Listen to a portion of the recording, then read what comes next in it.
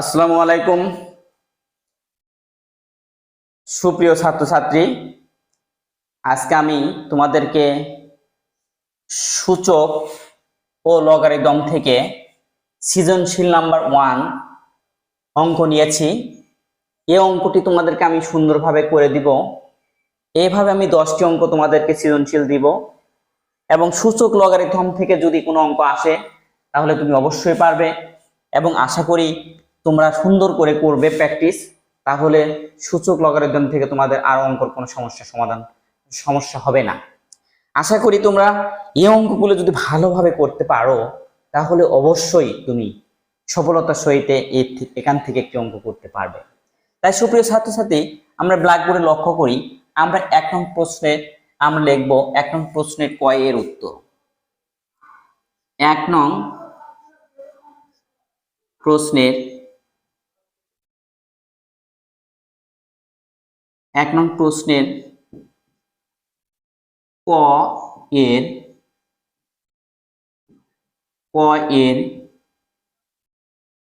সমাধান। ক এর সমাধান। 1 নং প্রশ্নের ক এর সমাধান এখানে দেওয়া আছে।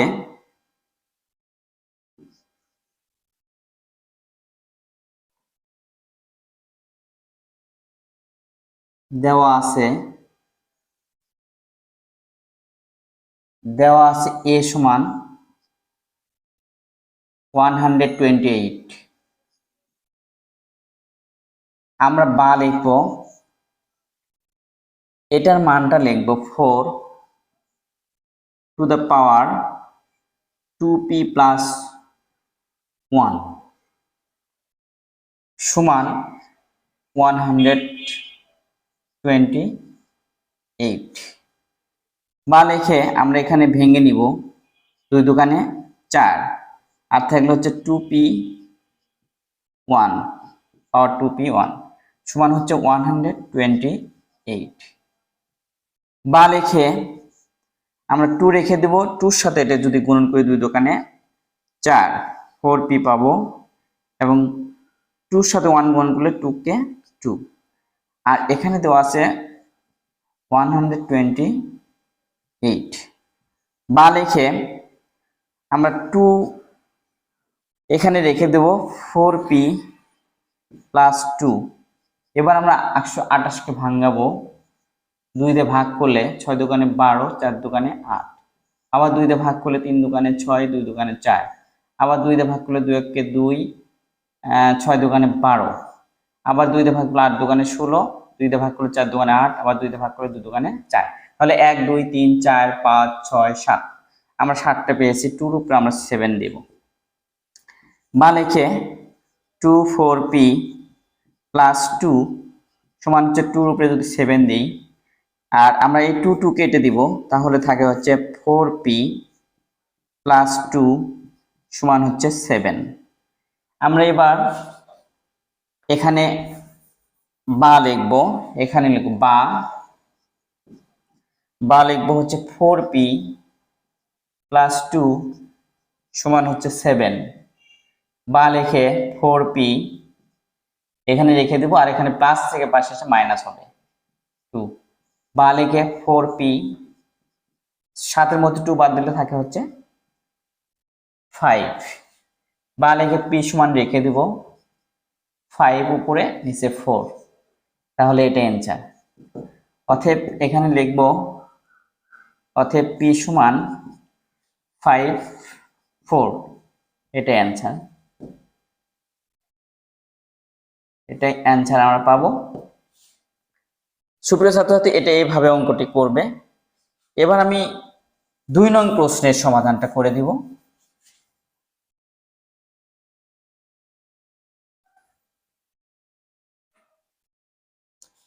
এখানে 2 নং প্রশ্নের 1 নং প্রশ্নের খ এর উত্তর। এখানে দেওয়া আছে, লিখবো হচ্ছে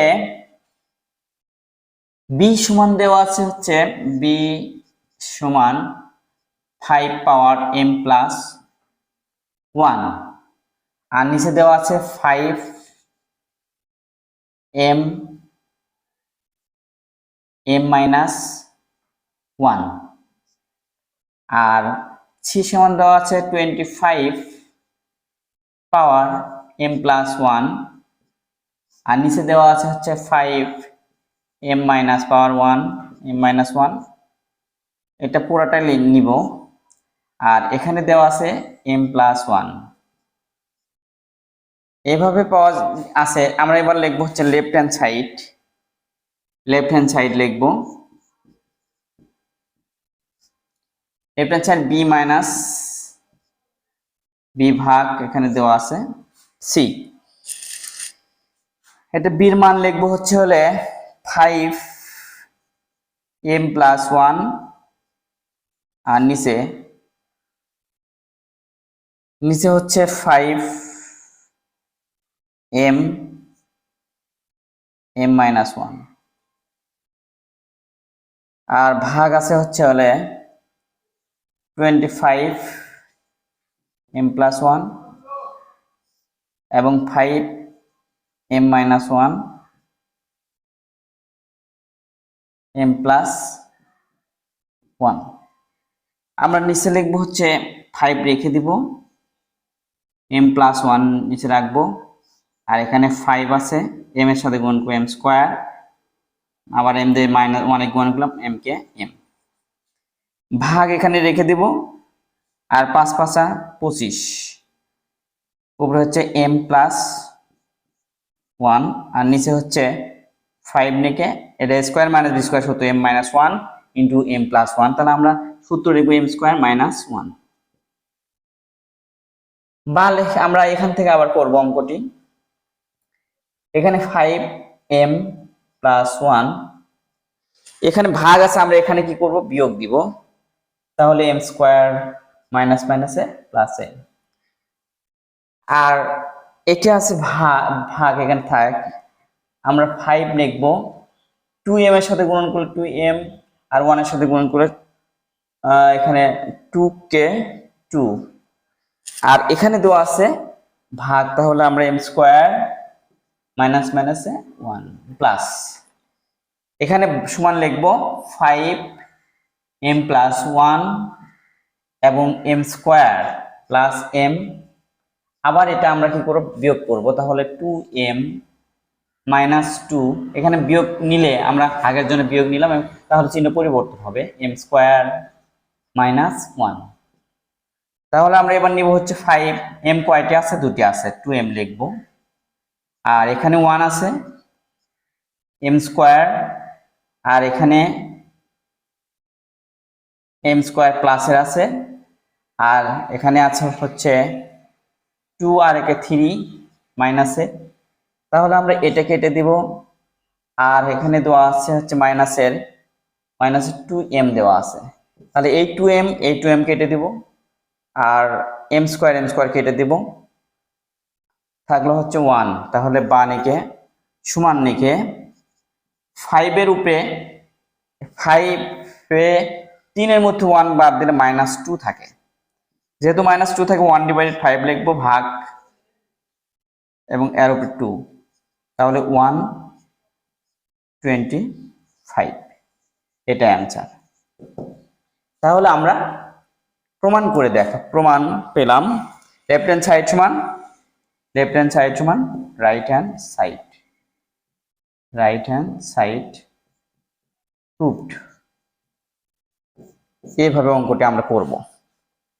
সুপ্রিয় ছাত্রছাত্রী এবার আমরা চলে যাব গ নং প্রশ্নের উত্তরে।